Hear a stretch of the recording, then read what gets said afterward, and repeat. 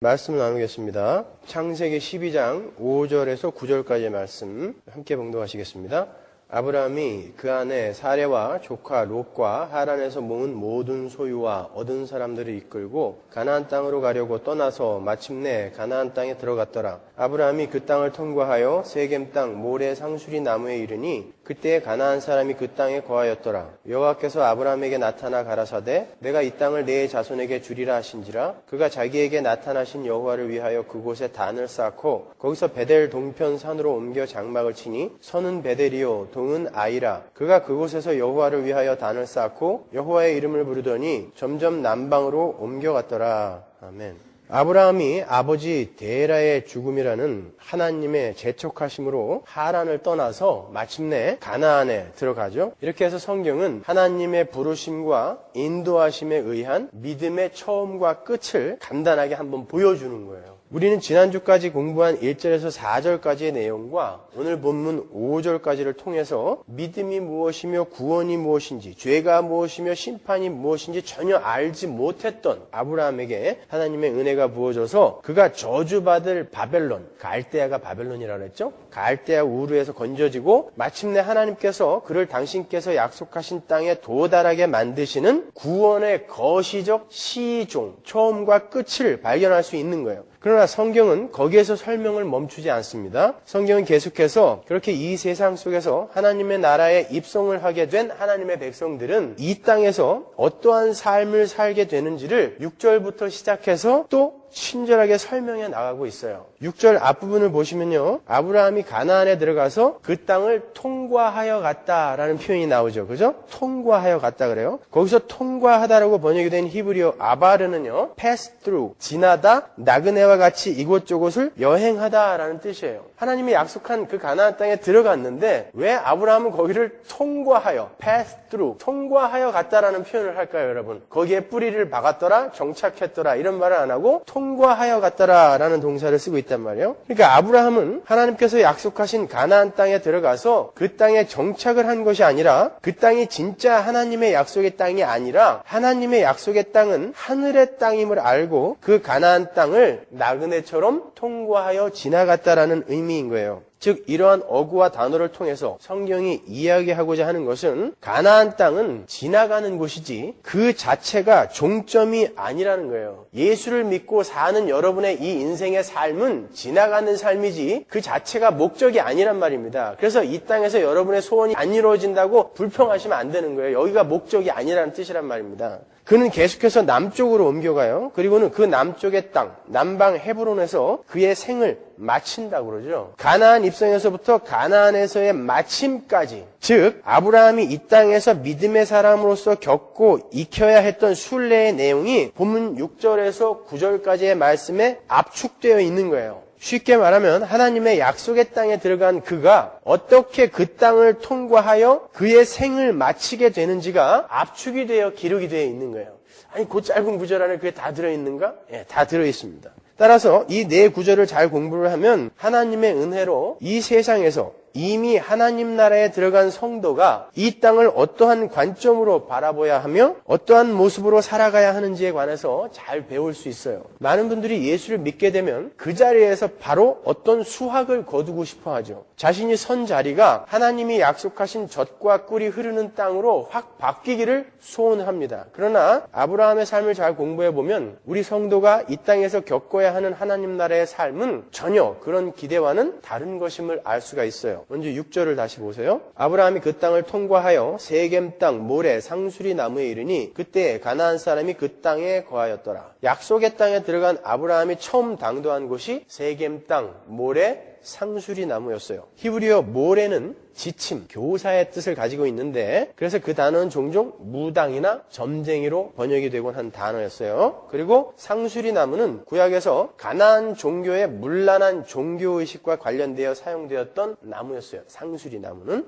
호세아 4장 12절 보세요. 내 백성이 나무를 향하여 묻고 그 막대기는 저희에게 고하나니 이는 저희가 음란한 마음에 미혹되어 그 하나님의 수하를 음란하듯 떠났음이니라. 저희가 산꼭대기에서 제사를 드리며 작은 산 위에서 분향하되 참나무와 버드나무와 상수리나무 아래서 하니 이는 그 나무 그늘이 아름다움이라. 이러므로 너희 딸들이 행음하며 너희 며느리들이 간음을 행하는도다. 그죠? 모세는 지금 무당, 점쟁이의 뜻인 모레라는 단어와 상수리나무라는 단어를 통해서 아브라함이 도착한 가나안의 세겜 땅에 가나안 사람들이 섬기던 이방 신전이 있었음을 암시하고 있는 거예요. 아브라함이 처음 당도한 땅은 하나님께서 논 갈고 밭 갈고 잘 정리를 해서 잘 먹고 잘 살라고 준비해 놓은 땅이 아니었어요. 이스라엘이 들어간 땅도 마찬가지였죠. 이스라엘은 거기서 전쟁을 해서 이기는 만큼 땅을 먹었어야 됐어요. 하나님이 다 준비해 주지 않았습니다. 그 땅은 풍요와 다산의 가나안 이방 신상과 그걸 바알이라고도 부르잖아요. 그런 이방 신상과 이방 신전이 있는 땅이었고 그 이방 신에게 속하여 풍요와 다산을 쫓는 가나안인들이 우글거리는 그런 땅이었어요. 그는 풍요와 다산을 쫓는 가나안인들의 냉대와 질시 속에서 그 땅에 정착할 수가 없었습니다.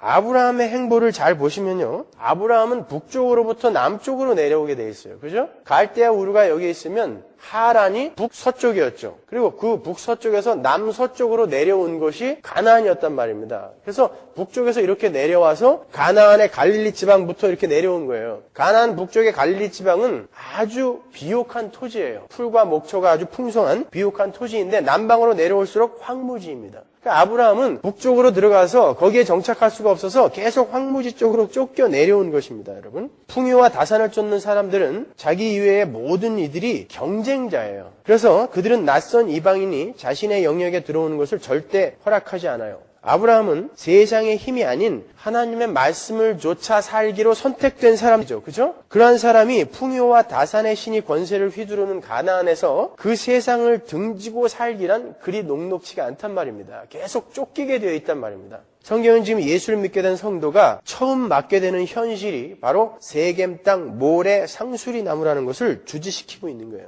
우리가 예수를 믿고 새로운 세계관으로 세상을 보게 되면 그때 우리는 비로소 세상의 정체를 파악하게 되죠. 성도가 예수를 믿기 전에는 세상의 다스림을 받는 자로서 그도 세상의 다스림을 받는 자로서 전혀 이질감을 느끼지 않고 그 세상 속에서 동일한 목적과 기대 속에서 살게 돼요. 그래서 그 세상이 추구하는 것이 얼마나 허망한 것이며 추악한 것이며 어두운 것인지를 모른단 말입니다. 그러나 하나님의 은혜로 그가 예수를 알게 되고 새로운 세계관, 관이라는 것은 눈이라는 것이죠. 새로운 세계관, 새로운 눈을 뜨게 되면 그는 그 세상이 얼마나 죄가 많은 곳이며 그 세상이 추구하는 것들이 얼마나 헛된 것인지를 비로소 깨닫게 되는 것이죠. 지금 모래 상수리 나무 앞에 아브라함의 모습이 바로 그러한 성도의 모습을 보여주는 거예요. 아, 이 세상은 바로 이런 곳이구나 하고 가나안 땅에 들어가자마자 우리는 깨닫게 된단 말입니다. 이것은 하나님이 성도들을 교육시키는 영적 훈련의 순서예요. 성도는 새로운 눈을 뜨게 되면 먼저 이 세상의 실체와 자신이 서 있는 위치를 올바로 인식하게 돼요. 여러분 예수 믿기 전의 삶으로 다시 돌아가라 그러면 돌아가시겠어요? 저는 죽어도 못 가요. 그때가 오히려 지금보다 훨씬 살기가 나았음에도 불구하고 저는 그리로 죽어도 못 가요. 그때의 삶을 생각하면 지우개로 다 지워버리고 싶어요. 지금 성도는 새로운 눈을 뜨게 돼요. 그 세상이 자기가 젖어 살던 세상이 어떤 세상인지를 반드시 알게 되어 있어요. 그래서 치를 떨게 되어 있습니다. 이 세상은 이방의 우상들과 천국 백성인 나와는 전혀 다른 형질의 풍요와 다산만을 쫓는 이방인들이 우글거리는 무서운 땅이라는 것을 알게 돼요. 그렇다면 왜 하나님은 우리를 구원하셔서 바로 하나님 나라에 넣지 않으시고 세상 신이라 불리는 사단과 그 사단의 자식들이 우글거리는 이 세상에 던져 넣으실까요? 그것은 다름이 아닌 그들이 속해 있는 세상 속에서 하나님 백성으로서의 다름을, 그들 속에 있는 믿음을 발휘하여 세상 사람들에게 보여주라고 성도를 이 이방 땅에 던져 넣으시는 거예요. 그들이 구원을 받았다는 것은 하나님으로부터 믿음을 선물로 받았다는 것이거든요. 그렇다면 그들은 그 믿음을 발휘하여 이 세상 속에서 뭔가 다름, 디퍼런스를 보여줘야 된다는 말입니다. 그것을 한번 보여보라는 거예요. 네가 진짜 하나님의 백성인지. 그래서 우리를 이 세상 속에다가 던져 넣으시는 거예요. 하나님은 풍요와 다산만을 추구하는 이 세상 속에서 하나님의 말씀과 하나님의 뜻을 위해 사는 이들이 어떠한 선택으로 어떠한 삶을 사는지 보여주라고 하시는 거예요. 오직 풍요와 다산만을 목적으로 하여 사는 세상은 세상의 힘을 많이 소유하면 할수록 행복해하고 기뻐하지만 너희는 그러한 세상의 힘과 상관없이 하나님의 말씀에 순종하는 것으로만 행복과 기쁨의 삶을 살 수 있음을 믿음으로 보여보라는 것이죠. 하나님은 성도가 예수를 믿게 되면 그들의 눈을 열어서 풍요와 다산의 우상을 쫓는 모래 상수리 나무라는 세상의 실체를 보게 하신 후에 너희도 이 길을 가려느냐 하고 그들의 선택을 종용하시는 거예요. 풍요와 다산만을 인생의 목적으로 삼고 있는 이방 사람들처럼 너희도 모래의 지침을 쫓아 풍요와 다산을 쫓겠느냐, 아니면 하나님의 말씀을 쫓아 자신을 정화시키며 오직 주님께만 충성을 다하겠느냐 하고 물으시는 거예요. 하나님의 말씀을 좇으라는 것은 아직 내 눈앞에 이루어지지 않은 어떤 것을 좇으라고 하는 것이거든요. 그것과 모래 상수리 나무라는 세상의 우상을 눈앞에 딱 보여주는 거예요. 어떤 걸 선택하겠느냐. 네가 진짜 믿음이 있는 자이고 나에게 이끌림을 받는 자라면 너는 어떤 것을 선택하겠느냐라고 세겜 땅 모래 상수리 나무 앞으로 끌고 가시는 것입니다. 그래서 하나님은 성도를 구원하신 후에 세상에서 데려가지 않으시고 세상으로 돌려보내시는 거예요. 그게 예수님의 대제사장적 기도에 나오죠. 요한복음 17장 15절 보세요. 내가 비옵는 것은 저희를 세상에서 데려가시기를 위함이 아니요 오직 악에 빠지지 않게 보존하시기를 위함이니이다. 아버지께서 나를 세상에 보내신 것 같이 나도 저희를 세상에 보내었고, 예수님이 이 땅에 오셔서 세상 사람들과 전혀 다른 하늘의 삶을 보이신 것처럼 우리도 이 땅에 그런 이유로 보내신 거예요. 아버지가 예수를 보내신 것처럼 우리를 보내신 것입니다. 그래서 우리는 이 땅에서 그 죄악 속에서 죄악에 빠지지 않는 모습으로 살아야 돼요. 다름을 보여줘야 되는 거예요. 근데 우리 힘으로 힘드니까 하나님께 도움을 구하면서 사는 것입니다. 그래서 예수님이 기도하시는 거예요. 내가 아버지께 비옵는 것은 저희를 세상에서 데려가기를 원하는 게 아니라 그들이 그 세상 속에서 악에 빠지지 않도록 하나님이 도와주시는 것입니다라고 예수님이 기도하시는 거예요. 오늘도 예수님은 그 자리에서 우리 하나님께 그걸 기도하고 계시다니까요. 말할 수 없는 탄식으로. 우리 주님께서도 주님을 따르겠노라고 나섰던 어떤 서기관에게 여우도 굴이 있고 공중의 새도 거처가 있는데 나는 머리 둘 곳도 없다. 그런데도 나를 쫓겠느냐라고 이야기하셨잖아요. 물어보셨잖아요. 그건 선택을 요구하시는 거예요. 너 지금 나를 쫓아오면서 뭐 대단한 거 지금 바라고 쫓아오려고 하는 것 같은데 나는 네가 보다시피 여우도 굴이 있고 공중에 나는 새도 거처가 있는데 나는 머리 둘 곳이 없는 존재야. 근데도 너는 나를 쫓아오겠느냐? 라고 물으시는 거죠. 그때 세상에 힘을 쫓는 자는, 아직 새로운 눈을 뜨지 않은 자는, 새로운 세계관을 가지지 못한 자들은 내가 미쳤습니까? 그 힘든 길을 쫓아가게 안 가는 것이죠. 세겜 땅 모래 상수리 나무 아래에서 모래 상수리 나무를 택하는 거예요. 그러나 새로운 눈을 뜬 이들은 그곳에서 보이지 않는 하나님의 말씀을 조차 살겠습니다라고 쫓는 거예요. 그 이후에 우리에게 허락되는 것이 얼마나 엄청난 것인지를 우리는 믿음으로 아니까. 그렇죠? 그리고 그렇게 우리가 세상을 버리고 하나님을 선택했다라는 것은 우리가 계속 세상에서 살되 세속에 물들지 않는 경건과 헌신의 삶을 통해서 증명이 되게 되어 있어요. 빌립보서 2장 15절 보세요. 이는 너희가 흠이 없고 순전하여 어그러지고 거스리는 세대 가운데서 하나님의 흠 없는 자녀로 세상에서 그들 가운데 빛들로 나타내며. 그렇죠? 우리는 이렇게 다름을 보여줘야 되는 거예요. 정리를 하면 이런 거예요. 하나님은 세상을 버리고 하나님을 쫓겠다고 나선 당신의 백성들을 세겜 땅 모래 상수리 나무 앞으로 데리고 가세요. 그리고 그 앞에서 그토록 매력적인 세상의 모든 우상과 세속신의 유혹을 뿌리치고 주님만 쫓아 살겠다는 고백을 받아내시고야 마는 거예요. 그래서 때때로 여러분 앞에 이 세상의 쾌락들이 쫙 펼쳐질 때가 있는 것입니다. 내가 잠깐 눈만 돌리면 택할 수 있도록. 그러나 그거 택하면 망하는 거예요. 그 택함은 또 하나님 가만 안 놔두시죠. 무슨 경로를 통해서든 또 쳐버리세요. 얄미워 죽겠어요, 아주. 하나님이 우리를 당신의 자식으로 생각하고 있다는 증거인 거예요, 여러분. 오늘 본문에서 보신 것처럼 가나안은 우리가 뿌리박고 살 땅이 아니라 통과해야 할 땅인 거예요. pass through. 통과해야 할 땅에서 여러분 여기에서 무엇을 그렇게 많이 갖고 싶으세요? 통과해 지나가야 할 땅에서. 그 땅은 우리의 충성의 대상과 신실의 목표가 오직 주님께만 있음을 확인시키고 증명해야 할 가나안의 이 이방 신전들이 줄지어 있는 곳인 거예요. 이 땅에서 그 이방 신들이 주겠다라고 하는 그 풍요와 다산의 것들을 하나님에게 동일하게 구하고 있으면 그 사람이 뭐가 달라요? 여전히 이방신을 쫓는 자죠. 모래 상수리 나무를 붙들고 있는 자지 그가 무슨 하나님의 말씀을 선택한 자입니까, 여러분? 그런 의미에서 하나님의 백성들이 이 세상에서 살고 있는 가나안 땅은 순례의 종착지가 아니라 순례자의 믿음의 질을 평가하는 시험장인 것입니다. 여러분의 인생은 신명기 8장 2절 보세요. 내 하나님 여호와께서 이 40년 동안에 너로 광야의 길을 걷게 하신 것을 기억하라. 이는 너를 낮추시며 너를 시험하사 내 마음이 어떠한지 그 명령을 지키는지 아니 지키는지 알려 하심이라. 너를 낮추시며 너를 줄이게 하시며 또 너도 알지 못하며 내 열조도 알지 못하던 만나를 내게 먹이신 것은 사람이 떡으로만 사는 것이 아니요 여호와의 입에서 나오는 모든 말씀으로 사는 줄을 너로 알게 하려 하십니다. 광야가 뭐라 그랬어요? 이스라엘의 광야가 우리의 신앙의 여정이라 그랬잖아요. 왜 그 신앙의 여정을 허락하셨다고 그래요? 시험하려고. 네가 하나님의 말을 지키는지 안 지키는지, 세겜 땅 모래 상수리 나무를 붙드는지 하나님의 말씀을 붙드는지 그거 시험하려고 우리를 보내셨다는 거예요. 사람이 떡으로만 모래 상수리 나무로만 사는 것이 아니라 하나님의 말씀을 좇는 믿음으로 사는 것이다라는 것을 우리에게 확인하기 위해서, 그걸 가르쳐주기 위해 우리에게 광야를 허락하셨다라는 것입니다. 여러분의 인생은 그거 하는 거라니까요. 여러분의 인생은 여러분의 믿음의 질을 시험하는 시험장인 거예요. 그럼 창세기 23장으로 가서 아브라함이 어떠한 선택을 했으며 그 선택으로 말미암아 세상으로부터 어떠한 평가를 얻어냈는지를 한번 보겠습니다. 창세기 23장 2절 보세요. 사라가 가나안 땅 헤브론 곧 기럇 아르바에서 죽음에 아브라함이 들어가서 사라를 위하여 슬퍼하며 애통하다가 그 시체 앞에서 일어나 나가서 헷 족속에게 말하여 가로되 나는 당신들 중에 나그네요 우거한 자니 청컨대 당신들 중에서 내게 매장지를 주어 소유를 삼아 나로 내 죽은 자를 내어 장사하게 하시오. 헷 족속이 아브라함에게 대답하여 가라사대 내 주여 들으소서. 당신은 우리 중 하나님의 방백이시니 우리 묘실 중에서 좋은 것을 택하여 당신의 죽은 자를 장사하소서. 사라가 헤브론 땅에서 죽자 아브라함이 헷 사람들에게 가서 아내를 매장할 매장지를 좀 팔라고 말을 하죠. 그때 아브라함이 자신을 어떻게 지칭하는지 한번 잘 보세요. 아브라함은 자신을 나그네요 우거하는 자라고 불러요. 자신은 가나안 땅에서 나그네요 떠돌이로 살았다라는 거예요. 우거라는 건 떠돌이란 말이에요. 우리 믿음의 선조들은 모두 다 이 땅을 나그네요 떠돌이로 살다 갔죠. 히브리서 11장에 보면 잘 나오잖아요. 그렇죠? 그렇게 이 땅에서 외국인이요 나그네요 떠돌이로 살기로 선택을 한 성도는 세상으로부터 어떠한 평가를 받게 되는지 보세요. 다시 창세기 23장으로 가서 6절을 보시면 햇사람들이 아브라함을 가리켜서 하나님의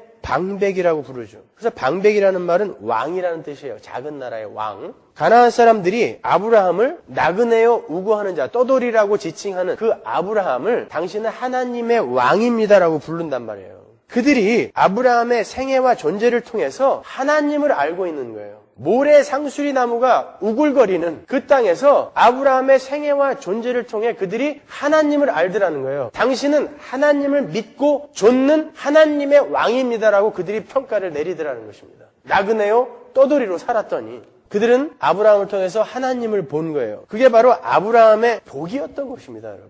여러분이 받아야 할 복은 바로 그거인 거예요. 세상이 여러분을 보고 저 사람은 하나님의 아들이 맞아, 하나님의 왕 같은 제사장이 맞아 라고 평가를 내리는 게 여러분의 복이어야 되는 거예요. 스데반의 설계에 의하면 아브라함은 가나안에서 발붙일 만큼의 유업, 발붙일 만큼의 땅도 못 받았다라고 해요. 그렇죠? 사도행전 7장 5절에 나오잖아요. 근데 하나님은 분명 아브라함에게 땅을 약속했단 말입니다. 지난 시간에 설명해 드린 것처럼 하나님께서 약속하신 땅은 이 세상 땅이 아니라 하나님 나라였어요. 하나님 나라는 통치의 개념으로 이해해야 한다고 그랬죠? 근데 그 하나님 나라는 바로 우리에게서 시작이 되고 완성이 되는 땅이에요. 하나님께서 복음으로 약속하신 하나님의 땅은 바로 우리 자신의 하나님 백성으로서의 성숙으로 완성이 되는 땅인 거예요. 천국은 우리가 하나님의 백성으로 완성될 때, 하나님의 통치에 온전히 순종하는 자로 다 지어질 때 그들이 선 곳이 바로 하나님의 나라인 것입니다. 하나님의 땅인 것입니다. 그러니까 하나님이 아브라함에게 약속하신 하나님의 땅은 다르게 이야기하면 우리의 성숙, 그의 성숙을 이야기하는 거예요. 아브라함은 그 복을 진짜 받아낸 거예요. 당신은 하나님의 왕이군요 라고 세상이 인정해 주더라는 거예요.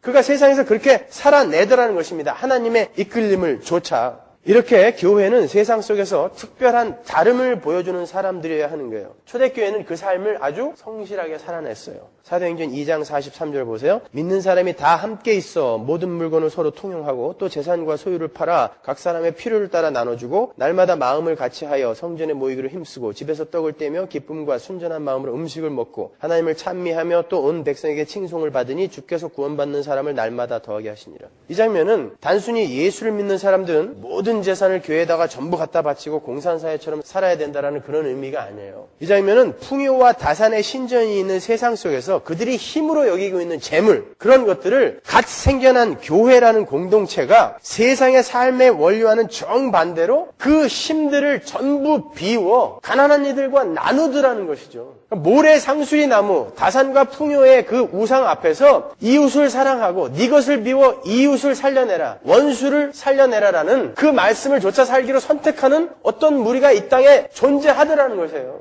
그걸 보여주는 거예요. 이렇게 교회는 이 세상에서 다름을 보여주는 것입니다. 그런데 그러한 삶을 사는 사람들을 보고 다른 이들이 하나님을 알게 되고 하나님께로 나오더라는 거예요. 그래서 47절이 붙어 있는 거예요. 그들의 삶을 보고 구원받는 사람이 날마다 더해지더라. 그 말은 세상이 그들의 다름을 보고 아, 이는 진짜 하나님의 왕 같은 제사장이구나라고 인정을 하더라는 거예요.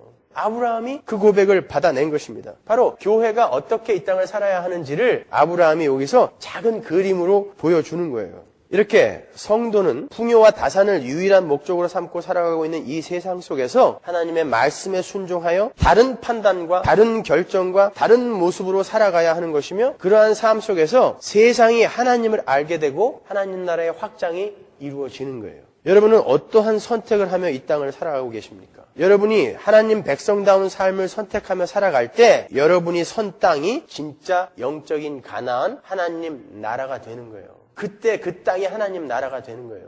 그래서 하나님 나라가 이 땅을 뚫고 들어왔다라고 성경이 이야기하는 것입니다. 여러분이 선 자리가 하나님 나라이기 때문에 하나님의 통치에 순종하는 자들이 이 땅에 이렇게 문득 드러나기 때문에 그 하나님 나라가 이 땅에 침투에 들어왔다라고 이야기를 하는 거예요. 그게 내가 이 세상 속에서 이 땅을 너에게 주마의 의미인 거예요. 여러분이 하나님의 나라가 되시는 거예요. 이 세상에 땅을 얻는 게 아니라. 본문 7절을 보세요. 여호와께서 아브라함에게 나타나 가라사대 내가 이 땅을 네 자손에게 주리라 하신지라. 그가 자기에게 나타나신 여호와를 위하여 그곳에 단을 쌓고. 하나님은 아브라함에게 모래 상수리 나무가 있는 그곳을 아브라함과 그 자손에게 주시겠다고 말씀하세요. 이게 무슨 말일까요? 그 우상의 땅을 아브라함에게 주시겠다고 이야기하세요. 근데 그 땅을 안 주셨어요. 이 말은 무슨 말이에요? 당시 신들을 섬기는 지역은 그 신들의 영토로 간주가 되었어요. 그러니까 그 가나안 땅은 누구의 땅이에요? 바알의 땅입니다, 여러분. 풍요와 다산의 신 바알의 땅인 거예요. 그럼에도 불구하고 하나님은 그 땅을 아브라함에게 주시겠다라고 지금 말씀하시는 거예요. 그 말은 하나님께서 아브라함을 바알 신의 땅에서 하나님의 백성으로서의 삶을 충실하게 살게 만드셔서 아브라함이 가는 곳마다 하나님의 나라가 임하게 하시겠다라는 상징적인 표현을 하시는 거예요. 그 풍요와 다산의 신 바알의 그 땅에 아브라함이 가는 곳곳마다 하나님의 나라, 하나님이 하나님의 백성들에게 주시고자 하는 그 땅이 존재하게 될 것임을 상징적으로 표현하는 거예요. 그러니까 아브라함이 하나님의 뜻에 순종하는 자로 지어져 가면서 그가 밟는 땅이 전부 하나님의 나라가 되게끔 만드시겠다라는 상징적인 의미인 것입니다. 결국 그 약속은 누구에게서 이루어졌어요? 예수 그리스도 안에서 이루어졌잖아요. 사단의 땅이, 사단의 나라가 십자가로 말미암아 하나님의 말씀에 순종한 그 삶으로 말미암아 하나님의 아들의 손으로 넘어왔잖아요. 그 이야기가 이렇게 작은 그림으로 그려져 있는 것입니다. 십자가의 그 열매가 아브라함의 삶 속에 상징적으로 지금 나타나 있는 거예요. 아브라함은 그 말씀을 통해서 자신을 이끌고 계신 하나님은 이방 신들의 터줏자리까지도 임의로 넘겨줄 수 있는 분이심과 하나님의 이름이 인정되지 않은 이방 지역에서까지 주권적인 권한을 내세울 수 있는 권능의 하나님이심을 알게 된 거예요. 그리고 그 사실을 믿은 것입니다. 어떻게 그걸 알 수 있죠? 7절 말미를 보면 아브라함이 하나님의 그 말씀을 듣고 그곳에 하나님을 경배하는 단을 쌓아요. 그 말은 아브라함이 하나님의 약속을 의심 없이 받아들이고 믿었다라는 의미인 거예요. 그건 아브라함이 잘나서가 아니라 하나님의 택한 백성을 그렇게 만들고야 말더라는 것입니다. 근데 내가 아직도 모래 상수리 나무를 택하고 있으면 당신은 그리스도인인가 다시 돌아보라는 거예요. 잘 생각해 보세요. 아브라함은 지금 가나안 땅에서 나그네요 이방인으로 서 있어요. 그리고 이미 그 가나안 땅은 그 땅 주인들이 다 차지하고 있었어요. 6절에 나오죠? 그 땅에 이미 가나안인들이 있더라. 일부러 그런 기록이 있는 거예요. 아브라함은 그 이방 땅에서 완전히 무력한 자로 서 있는 거예요. 아무것도 없는 자로 서 있는 거예요. 땅도 이미 남들이 다 갖고 있어요. 어찌 해볼 도리가 없어요. 그런데 하나님의 말씀이 떨어지고 있어요. 넌 무력하나? 나는 너의 무력함을 초월할 수 있는 절대 능력을 가진 하나님이다라는 거예요. 이렇게 성도의 무기력함을 통감하는 상황에서 하나님의 권능을 바라보는 것이 바로 신앙인 거예요. 야, 나는 도저히 안 돼. 나는 무기력해. 나는 불가능해. 그러니 나는 하나님께 내 전 존재를 맡길 수밖에 없구나. 그분의 말에 순종하며 살 수밖에 없구나. 로 가게 되는 거예요. 나는 무기력해. 불가능해. 그래서 나는 내 마음대로 살 거야. 이거는 그리스도인이 아니라는 거예요. 로마서에서 바울이 이야기하잖아요. 그럴 수 없느니라. 그런 질문이 나올 수가 없다는 것입니다. 나는 불가능하고 무기력하기에 나는 하나님의 말씀을 조차 살 거야로 가야 된다니까요. 그걸 역설의 투신이라고 하는 거예요. 지난번 수요 예배 때 오셔서 말씀을 전해주신 한국합동신학교 총장이셨던 윤영탁 교수님의 말씀 중에 지금도 제 뇌리 속에 잊혀지지 않는 말씀이 있어요. 윤 목사님은 대장암을 앓으셨다 그랬죠? 그래서 장을 20cm를 잘라내셨어요. 그리고 그분이 첫 번째 드린 기도가 뭐라 그랬어요? 하나님, 저는 제 힘으로 하나님만 붙들며 살 자신이 없어요. 그러니까 하나님께서 저를 꼭 붙들고 가주세요 라는 기도였다 그랬죠? 여러분, 이 기도를 들으시고 어떤 생각이 드세요? 의지가 약한 어떤 노 목사의 넋두리라고 생각이 드십니까? 바로 그 고백이 하나님께서 모든 성도들에게 듣고 싶으신 고백인 거예요. 하나님을 온전히 신뢰하지 못하는 사람이 그 하나님께 자신을 붙들어 이끌어 달라는 기도를 할 수 있을까요? 그분이 어떤 분인지 모르는 이가 하나님 내 손을 하나님께서 붙들고 이끌어 주세요라는 기도를 할 수 있습니까? 그리고 그 크신 하나님 앞에서 자신의 부족함과 불가능함과 무력함을 통감해 보지 않은 이가 전적으로 하나님께 자신을 의뢰할 수 있겠어요? 하나님, 저는 불가능해요. 무기력합니다. 그러니까 하나님 저를 끌고 가주세요. 저 하나님 말씀조차 살아볼게요. 이런 고백 못한단 말입니다, 여러분. 하나님, 저는 자신 없으니까 하나님께서 저를 붙들고 이끌어달라는 고백은 하나님, 저는 하나님 말씀대로 순종하며 살겠습니다. 그러나 아직 제가 육을 입고 있기 때문에 자주 실수할 거예요. 하나님, 그때마다 그냥 놔두지 마시고 저를 때려서라도 하나님 끌고 가주세요. 이게 역설의 투신이라니까요. 세겜 땅 모래 상수리 나무 앞에서 그 하나님의 말씀을 붙드는 거예요. 지금 아브라함이 세겜 땅 모래 상수리 나무 아래에서 단을 쌓는 것은 그렇게 자신의 무력함을 인정하고 하나님의 크심을 인정하며 그 크신 하나님의 말씀을 믿고 좇겠다는 아브라함의 신앙 고백인 거예요. 단을 쌓고 제사를 드렸다는 것은 거기에다가 나를 아이덴티파이 하는 거예요. 동일시 시키는 거예요. 내가 하나님 앞에 이렇게 드려져야 됩니다. 하나님이 지금 말씀하셨으므로 저는 그 하나님의 말씀 앞에 전적으로 순종하겠습니다가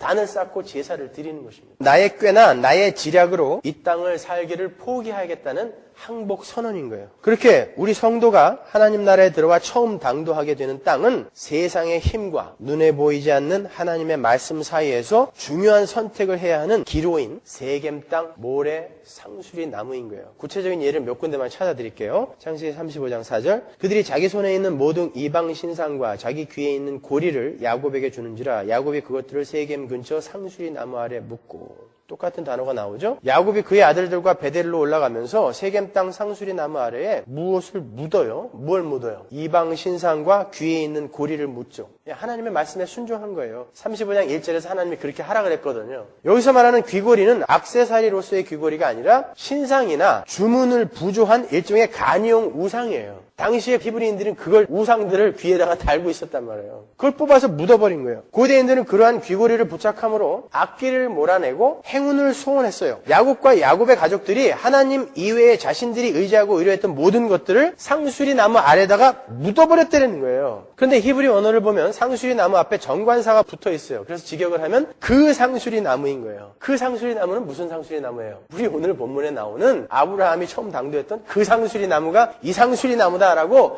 모세가 이야기하고 있는 것입니다. 일관성을 갖고 모세가 이야기를 끌고 가고 있는 거예요. 그 상수리 나무 아래에서 하나님의 백성인 야곱과 12아들이 어떤 선택을 했어요? 이 세상의 힘이 아닌 하나님의 말씀만을 좇아 살겠습니다라는 선택을 한 거예요. 그래서 세상의 힘을 상징하는 우상들을 그 상수리 나무 아래에다가 묻어버린 것이죠. 상수리 나무 아래에다가 그걸 매장을 했다는 것은 이 세상의 우상들은 시체와 방불한 것입니다라는 고백인 거예요. 그래서 우리는 이걸 다 청산하고 하나님의 말씀만 좇아 살겠습니다라는 선택을 한 것입니다. 신명기 11장 29절 보세요. 내 하나님 여호와께서 내가 가서 얻을 땅으로 너를 인도하여 들이실 때는 너는 그리심산에서 축복을 선포하고 에발산에서 저주를 선포하라. 이 두 산은 요단강 저편 곧 해지는 편으로 가는 길 뒤 길갈 맞은편 모래 상수리 나무 곁에 아라바에 거하는 가나안 족속의 땅에 있지 아니하냐. 이스라엘 민족은 모래 상수리 나무가 있는 에발산과 그리심산에서 축복과 저주를 선택해야 했어요. 역시 모래 상수리 나무가 선택의 기로로 등장하죠. 그죠? 여호수아 24장 14절 보세요. 그러므로 이제는 여호와를 경외하며 성실과 진정으로 그를 섬길 것이라. 너희의 열조가 강 저편과 애굽에서 섬기던 신들을 제하여 버리고 여호와만 섬기라. 만일 여호와를 섬기는 것이 너희에게 좋지 않게 보이거든 너희 열조가 강 저편에서 섬기던 신이든지 혹 너희의 거하는 땅 아무리 사람의 신이든지 너희 섬길 자를 오늘 택하라. 오직 나와 내 집은 여호와를 섬기겠노라. 이방 우상과 여호와 둘 중에 택하라. 근데 여기가 어디예요? 1절에 나오죠. 세겜 땅이란 말입니다. 이렇게 세겜 땅 모래 상수리 나무는 풍요와 다산을 약속하는 이 세상 신, 즉 만몬과 보이지 않는 땅을 제시하시며 믿음의 순종을 보이라고 요구하시는 하나님 둘 중에 하나를 선택해야 하는 기로인 거예요. 하나님은 우리의 신앙 여정 내내 우리에게 그 선택을 요구하신단 말이에요. 여러분은 여러분의 신앙 여정 동안 계속해서 모래 상수리 나무 앞으로 인도될 거예요. 그때마다 여러분은 선택을 하셔야 돼요. 그때마다 우리는 세상의 힘이 아닌 하나님의 말씀을 선택하면서 그 길을 가야 하는 거예요. 하나님께서 사랑하라 하셨으니 사랑하며 가는 거고, 하나님께서 원수 갚지 말라 하셨으니 원수 갚지 않는 거고, 하나님께서 믿는 자들끼리 소송하지 말라 하셨으니 소송하지 않고 그냥 져주는 거예요. 손해봐라 그러잖아요. 하나님께서 오히려 손해를 보라고 하셨으므로 손해를 감수하는 거예요. 하나님께서 용서하라 하셨으므로 용서하는 거고, 하나님께서 원수를 먹이고 마시게 하라고 하셨으므로 오히려 원수의 입에 떡을 집어넣어주고 생수를 부어주는 삶을 선택하는 것입니다. 악한 마음으로 이 떡 먹고 체해서 되져라 이게 아니라 기쁜 마음으로. 힘들죠, 여러분. 그러한 삶은 풍요와 다산의 신 바알이 다스리는 이 세상에서 바보가 되는 삶인 거예요. 그런데 하나님은 그 바보의 삶을 선택하라 하시는 거예요. 그게 세겜 모래 상수리 나무인 거예요. 눈에 보이는 힘을 쫓지 말고 모래 상수리 나무 아래에서 보이지 않는 하나님의 말씀을 선택하라는 거예요. 사람이 떡으로만 사는 것이 아니요 하나님의 말씀으로 사는 것이라는 진리를 우리들의 삶으로 보여주라 하는 거예요. 져주고 손해보면서도 행복과 기쁨이 내 안에 있다는 것을 한번 보여보라는 것입니다. 그러기 위해서는 여러분이 져주고 손해를 봐야 돼요. 그러니까 힘든 거예요. 예수 믿는 건 그래서 하나님의 도우심 없이는 도저히 불가능한 것입니다. 아브라함은 그러한 선택의 기로마다 단을 쌓고 하나님의 말씀에 순종을 했어요. 본문 8절을 보시면 아브라함이 베델과 아이 사이로 옮겨서 또 단을 쌓죠. 그렇죠? 그리고 거기서 하나님의 이름을 불렀다라고 기록되어 있어요. 하나님, 하나님. 내가 이 땅에서 이렇게 살고 있습니다. 하나님, 나를 도우소서. 아브라함은 그렇게 가는 곳마다 단을 쌓았어요. 그러니까 아브라함의 삶의 여정 동안 그가 지나간 자리를 연결하고 있는 것은 그가 쌓은 단이에요. 아브라함이 지나간 여정에 뭘 남기고 갔나요? 무슨 대단한 도시를 건설했습니까? 아니면 무슨 업적을 쌓았어요? 그가 지나간 자리에는 투신과 헌신의 단밖에 없었어요. 그 단을 이렇게 연결하면 아브라함의 삶이 나오는 거예요. 그 단은 나를 포기하고 나를 드리는 단이었다니까요. 성도의 삶에 바로 그러한 단들이 쌓여져야 되는 것입니다. 순종의 단, 투신의 단, 헌신의 단. 아브라함이 일생 동안의 한 일은 하나님의 말씀에 순종하여 자신을 드리는 단을 쌓은 것밖에 없는 것처럼 우리 성도가 이 땅에서 성도로서 해야 할 일은 바로 그러한 순종의 단을 쌓는 거예요. 하나님께서 하나님과 세상의 힘을 약속하는 세상신을 제시하시고 모래 상수리 나무 아래서 너는 누구를 택하겠느냐라고 물으실 때 그곳에 순종과 투신의 단을 쌓는 것입니다. 자꾸 보여주세요. 세상에게 보여주세요. 나를 좀 봐라. 내가 이렇게 살고 있단다라고 나를 좀 보여주세요. 아브라함의 신앙 여정을 대표하는 두 가지를 들라면 장막과 단이에요. 그죠? 장막은 뭐라 그랬어요? 신앙의 진보라는 목표를 가지고 끊임없이 길을 떠나야 하는 나그네요 이방인들의 기동력이죠. 텐트니까 언제든지 걷어서 떠나야 된단 말이에요. 성숙의 자리로. 그러한 기동력과 전진을 상징하는 게 장막이라면 단은 나를 드리는 헌신과 투신을 상징하는 거란 말이에요. 우리 성도들은 이 땅에서 끊임없이 성숙을 향해 전진을 해야 하는 것이며 끊임없이 순종의 자리를 선택하면서 이 길을 가야 한다는 것을 장막과 단을 통해 아브라함을 대표하는 장막과 단을 통해 우리에게 보여주는 거예요. 그게 성도의 여러분의 장막과 단이어야 하는 것입니다. 아브라함이 장막을 거두고 옮길 때마다 그곳에는 그가 쌓은 단이 남아 있었어요. 여러분이 지나간 자리에 여러분의 순종과 헌신과 투신의 단이 서 있습니까? 지금 여러분이 예수를 믿고 이만큼 왔는데 여러분이 지나온 자리를 돌아보시란 말이에요. 거기에 여러분의 순종과 헌신과 투신의 단이 서 있어요? 아니면 이 세상 것들을 먹고 쌓아놓은 똥이 쌓여 있습니까? 잘 생각해 보세요. 우리가 어떤 선택을 하면서 지금까지 살아오고 있었냐 말입니다. 여러분, 우리는 언젠가 이렇게 장막을 걷고 또 걷고 하면서 신앙의 성숙을 향하여 전진하다가 언젠가 이 장막을 전부 벗고 고린도서의 바울의 이야기처럼 전부 벗고 이 장막을 벗고 이제 하나님의 장막으로 옮겨질 날이 있단 말입니다. 그때 우리가 뒤를 돌아봤을 때 그 순종과 투신과 헌신의 단이 보여야 되는 거예요. 우리가 지나온 자리를 그 순종의 단이 연결하고 있어야 되는 거란 말입니다. 온갖 세상의 배설물만 쏟아놓고 올라가는 그러한 이들이 무슨 성도이겠냐 이 말이에요, 여러분.